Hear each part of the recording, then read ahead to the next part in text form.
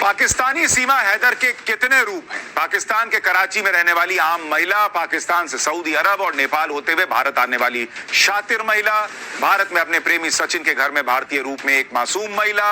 कौन है सीमा? इनमें से सीमा, असली सीमा कौन है? सीमा की पहेली अब धीरे धीरे खुलने लगी। एंटी टेरर स्क्वाड यानी एटीएस की जांच और आईबी से जो इनपुट मिल रहे हैं वो बता रहे हैं कि सीमा हैदर कोई साधारण महिला नहीं है। सीमा के कितने राज हैं ये आपको बताऊंगा, लेकिन पहले ये देखिए कि वो सीमा जिसके भारतीय अंदाज की लोग तारीफ कर रहे थे, नोएडा में जहां सीमा रह रही थी वहां के लोग उसे भाभी भाभी कहते थे, लेकिन जैसे ही सीमा पर पूछताछ हुई, खुलासे होने लगे तो लोगों की राय कैसे बदलने लगी। नोएडा में सचिन के घर के बाहर आज कुछ लोगों ने जमकर हंगामा किया। सचिन के घर पर ही सीमा रुकी हुई थी। लोगों का कहना है कि सीमा भारत के लिए खतरा है, उसे पाकिस्तान तुरंत वापस भेज देना चाहिए। सुनिए आज सचिन के घर के बाहर क्या हुआ।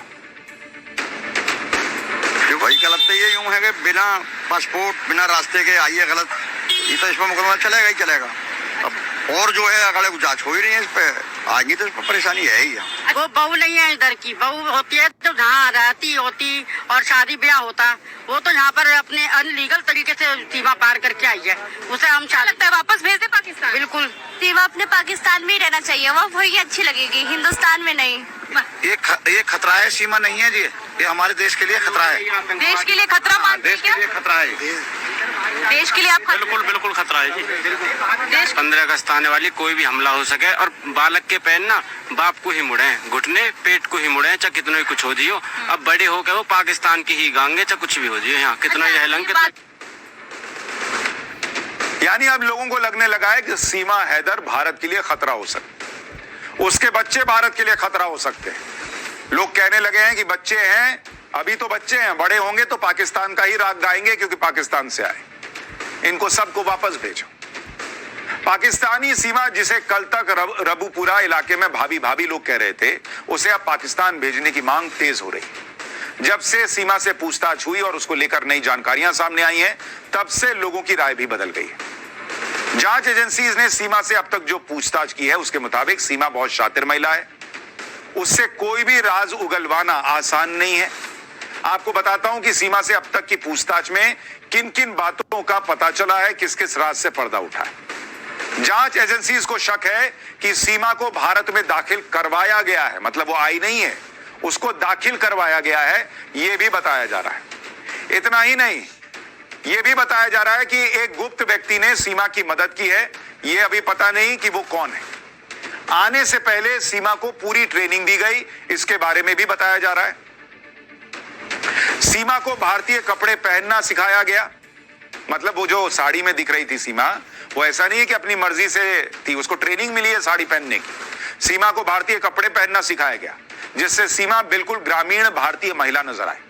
सीमा के मेकओवर में प्रोफेशनल लोगों ने मदद की, सुरक्षा कर्मियों को चकमा देने की भी उसे ट्रेनिंग दी गई है, बच्चों को भी भारतीय तरीके से ड्रेसअप किया गया। इस तरह की ट्रेनिंग नेपाल में पाकिस्तानी हैंडलर देते हैं, यह कहा जा रहा है।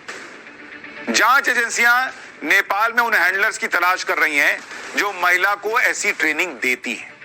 सीमा को ट्रेनिंग देने वाला हैंडलर पकड़ा जाता है तो बड़ा खुलासा हो सकता है। सीमा हैदर से जुड़ी कई अनसुनी बातें आज आपको बताऊंगा।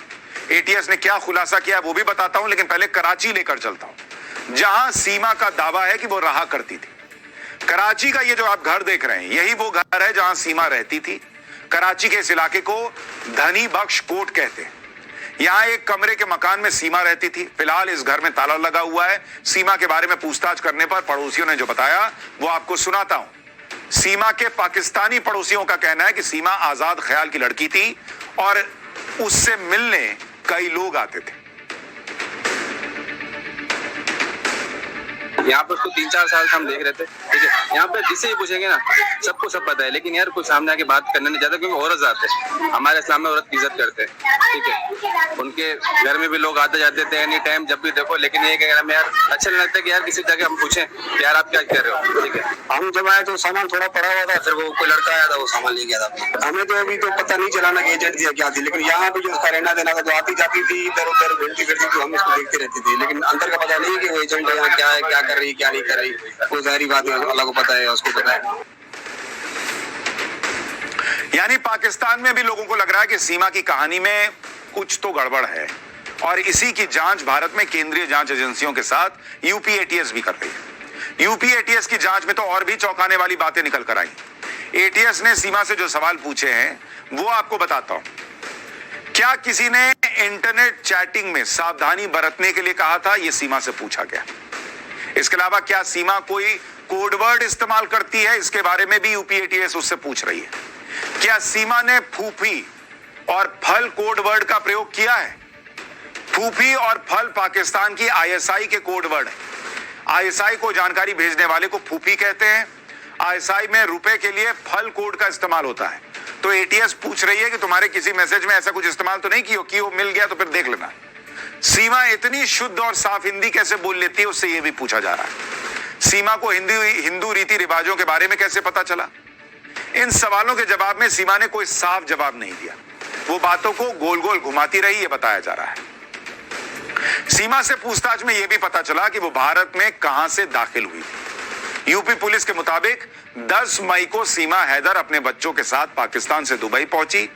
उसके बाद 11 मई को दुबई से काठमांडू चली गई। काठमांडू से सीमा ने बस पकड़ी और शाम तक नेपाल के पोखरा में आई। सीमा ने पोखरा में ही एक होटल में रात गुजारी।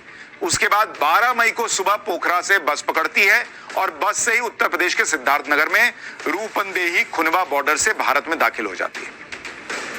फिलहाल सीमा हैदर की जांच चल रही है और कहा जा रहा है कि सीमा को गिरफ्तार भी किया जा सकता है। उत्तर प्रदेश के ADG law and order Prashant Kumar ने कहा है कि अभी कुछ कहना जल्दबाजी होगी। यह मामला 2 देशों से जुड़ा हुआ है। क्या लग रहा है संदीप? क्या पाकिस्तानी जासूस है संदीप? क्या लग रहा है? नहीं, अभी इतनी जल्दी ये मामला 2 राष्ट्रों के बीच जुड़ा हुआ है। इसमें जब तक पर्याप्त साक्ष्य नहीं मिल जाते कुछ भी कहना उचित नहीं। किस बिंदु पर जांच हो रही? क्या नहीं, वो तो जब एक बार वो जेल जा चुकी है उसके बाद बेल पे है। अब उसके बाहर भेजने की जो विधिक प्रक्रिया है उस हिसाब से कार्रवाई चल रही है। क्या बाहर भेजा जाएगा सर? वापिस रिपोर्ट किया जाएगा? ये तो इसके लिए पहले से कानून तय है, उस हिसाब से कार्रवाई, कानून अपना काम। सीमा से पूछताछ के बाद यूपी पुलिस ने एक नोट भी जारी किया है जिसमें सीमा और उसके पाकिस्तानी पति गुलाम हैदर के बारे में जानकारी है। इसके मुताबिक सीमा को पाकिस्तान में किसी चीज की कमी नहीं थी। सीमा का पति गुलाम हैदर 2019 में काम के लिए सऊदी अरब गया था, यह बताया जाता है। यानी उसका पति जब 2019 में गया उसके बाद से उसने पत्नी को कोई कमी नहीं होने दी, सऊदी अरब में रहा और वहां से पैसे कमाकर भेजता रहा। गुलाम हैदर हर महीने सीमा को 70 से 80 हजार रुपए भेजता था। सारे खर्चों के बाद सीमा हर महीने 20 से 25 हजार रुपए की बचत कर लेती थी, यह भी कहा जा रहा है। सीमा ने अपने गांव में 1 लाख रुपए की 2 कमेटी भी डाल रखी थी, कमेटी भी खेलती थी। साल 2021 में दोनों कमेटी खुलने के बाद सीमा को 2 लाख रुपए भी मिले थे। सीमा के पास खुद की बचत के 4 से 5 लाख रुपए जमा थे। बचत का सारा पैसा सीमा मकान मालिक की बेटी के पास रखती थी। गुलाम हैदर के पिता ने भी सीमा को 1 लाख रुपए दिए थे। एक बार हैदर ने भी सऊदी अरब से 2.5 लाख रुपए भेजे थे। अपनी बचत और रिश्तेदारों की मदद से सीमा ने 12 लाख रुपए में 39 गज का एक मकान खरीदा था। जनवरी 2022 में सीमा ने यही मकान 12 लाख रुपए में बेच दिया और कहती है कि इसी के पैसे से वो भारत आ गई सचिन से मिलने के लिए। यानी पाकिस्तान में भले ही सीमा एक कमरे के मकान में किराए पर रहती थी, लेकिन उसके पास पैसों की कमी नहीं थी। उसका पति हर महीने 80 हजार रुपए तो सीमा को भेज रहा था। ऐसा पता नहीं क्या काम कर रहा था वहां जाकर। ऊपर से पति भी बाहर ही रहता था, तो सीमा पर किसी किस्म की कोई रोक टोक भी नहीं थी। अभी तक आपने सीमा और उसके पाकिस्तानी पति को ही देखा है। आज आपको सीमा के उस भाई की तस्वीर दिखाऊंगा जिसके बारे में सीमा का कहना है कि वो पाकिस्तानी सेना में है। यह तस्वीर सीमा हैदर के भाई आसिफ की बताई जा रही है। आसिफ पाकिस्तानी सेना में है और फिलहाल कराची में पोस्टेड है। पाकिस्तानी आर्मी में आसिफ किस पोस्ट पर है इस बारे में अभी पता नहीं चला है। हालांकि सीमा का दावा है कि उसका भाई सिपाही है। सीमा का चाचा गुलाम अकबर भी पाकिस्तानी सेना में है और अफसर बताया जाता है। सीमा हैदर का पाकिस्तानी सेना से कनेक्शन सामने आने के बाद ही उसके जासूस होने के एंगल से जांच शुरू हुई थी। यह भी कहा जा रहा है कि सीमा को उसके चाचा और भाई से ट्रेनिंग मिली थी। हालांकि सीमा कई बयानों में यह भी कह चुकी है कि वो अपने परिवार को पसंद ही नहीं करती और उसने परिवार के खिलाफ भागकर गुलाम हैदर से शादी की थी। कराची में सीमा के भाई आसिफ के दोस्त ने सीमा को लेकर क्या बताया वो भी आपको सुनवाता हूं। आपने बताया था कि आप सीमा के भाई के दोस्त हैं जी। तो इस दौरान सीमा के भाई जो कि सरकारी मुलाजिम है कि आप क्या कहते हैं, वो बहन के बारे में क्या बताते हैं? नहीं, अभी मैंने उनसे ट्राई किया था, उनका नंबर बन जा रहा है, मेरा अभी कोई उनसे राब्ता नहीं हुआ है। अच्छा, कोशिश की है, नहीं उनका नंबर बन जा रहा है। क्या चल गई है, वो वापस यहाँ पर हमारे पास आ जाए तो ज्यादा बेहतर होगा। पाकिस्तान गवर्नमेंट पर उन्होंने रजू किया? जी जी बिल्कुल किया है, गवर्नमेंट से भी उन्होंने बात की है। मैंने सुना है ऐसे कि वो चाह रहे हैं कि उनको वापस लाया जाए, क्योंकि वो बच्चों का फ्यूचर है। वो बच्चे तो छोटे हैं ना, वो कह रहे हैं वरना अगर सीमा नहीं आना चाह रही तो ना बच्चे वापस कर दिए जाए। तो कभी आपने, चूंकि आप सीमा के भाई जो इरफान है उनके आप दोस्त हैं, उनके घर आना जाना था बचपन से, कितने अरसे से दोस्ती थी? सीमा की शादी मेरी आसिफ से तो तकरीबन 10 साल पुरानी दोस्ती है, क्योंकि वो पहले वहाँ पर सामने दूसरा घर वहीं पर रहते थे। फिलहाल सीमा से पूछताछ चल रही है। आज लगातार तीसरे दिन भी सीमा से लगभग 9 घंटे पूछताछ हुई। सीमा और सचिन की सुरक्षा को देखते हुए सीक्रेट लोकेशन पर दोनों से पूछताछ की जा रही है। लेकिन सीमा का सच क्या है, यह अभी भी पूरी जांच होने के बाद सामने आएगा।